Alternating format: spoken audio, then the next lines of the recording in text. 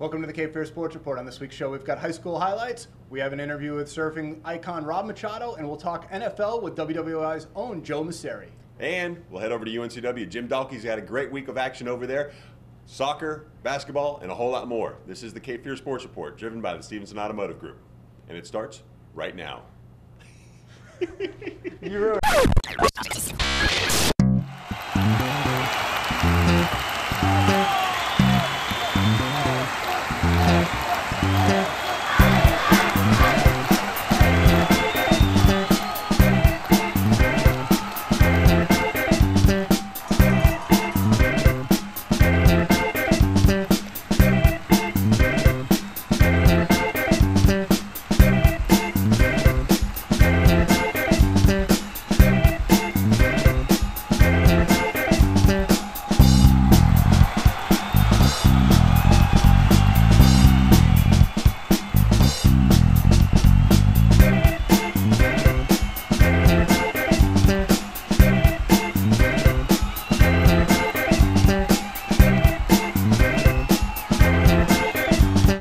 Welcome to the Cape Fear Sports Report. I'm Jesse Jones. We have a jam-packed show this week full of highlights, interviews, and some things on the internet you just have to see.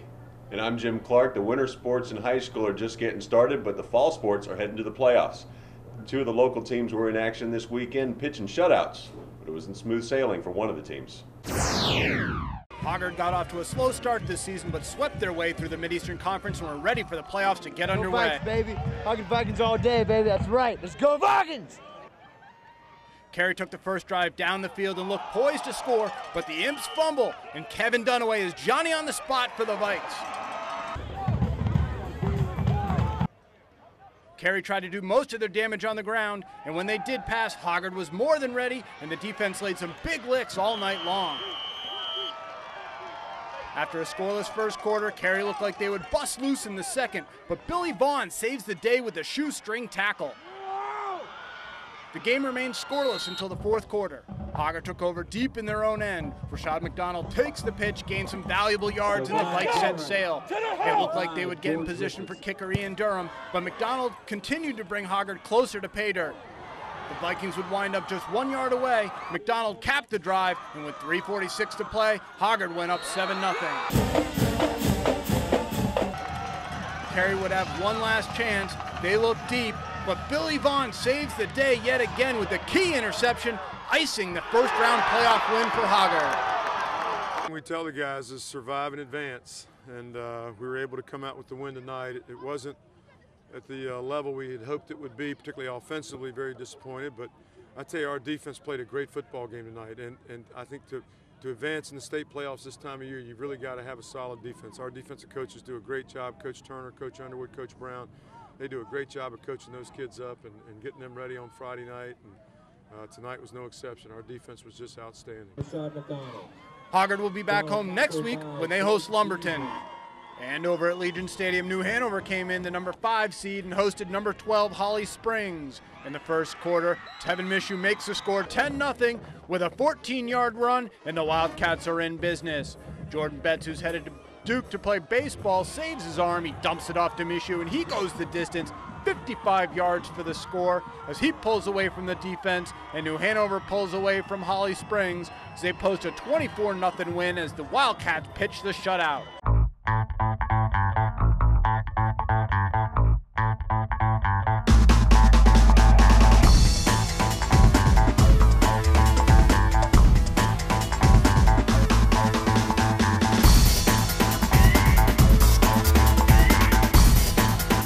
Teams will be back in action on Friday night. We'll have a little bit more on New Hanover's Jordan Betts later in the show. He was among several high school athletes to sign letters of intent this week.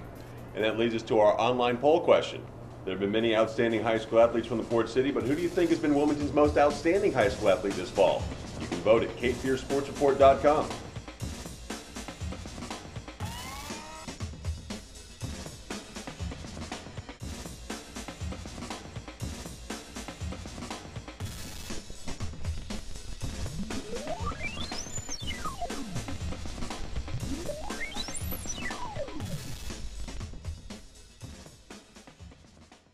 While several of the high school teams are trying to have success in the postseason, so too are some of the teams over at UNCW.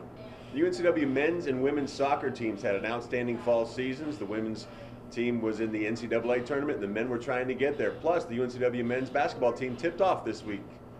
Jim Dalkey's got his report from UNCW.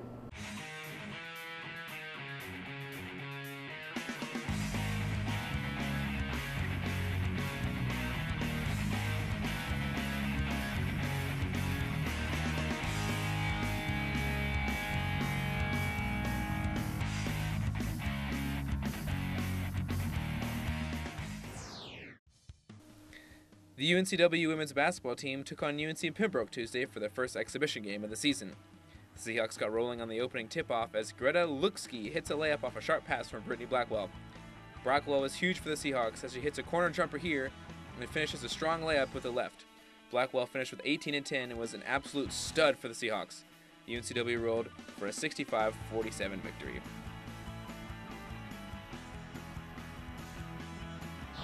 The Seahawk volleyball team faced William & Mary Friday, and with a win would eliminate the Tribe's chances to make the conference tournament. UNCW started off strong as senior Lindsay Struckle blasts a kill past the Tribe defense. Sophomore Kimberly Friedel gets a block to keep UNCW's momentum going. She had 8 for the game.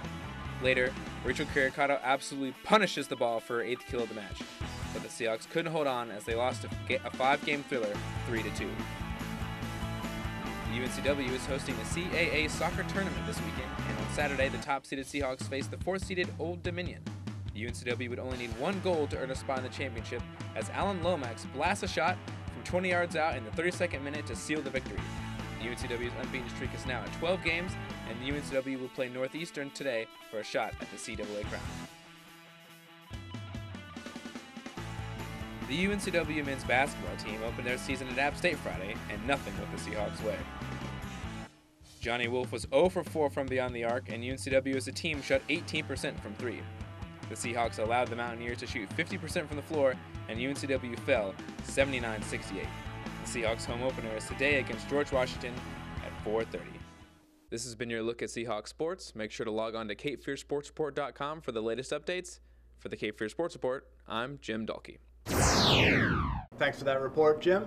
It's a great fall over at UNCW, the best fall season you can remember over there? It has to be. I mean, if you look at where the men's soccer team was at the beginning of the season and where they are now with the expectations going in, a little bit of controversy, and then where they are now playing for a berth of the NCAA tournament, yes, and then with Paul Kearney's women's team making it to the NCAA tournament, they lost to Georgia, but they got there. They're one of the 64. That's just a great success and tip of the cap to those guys. All right, well, coming up after the break, we'll also go back to UNCW. We'll talk with Joe Browning about the possibility of football at UNCW. And coming up right after the break, we'll sit down with Joe Masseri, who breaks down this week's NFL games. You're watching the Cape Fear Sports Report, driven by the Stevenson Automotive Group.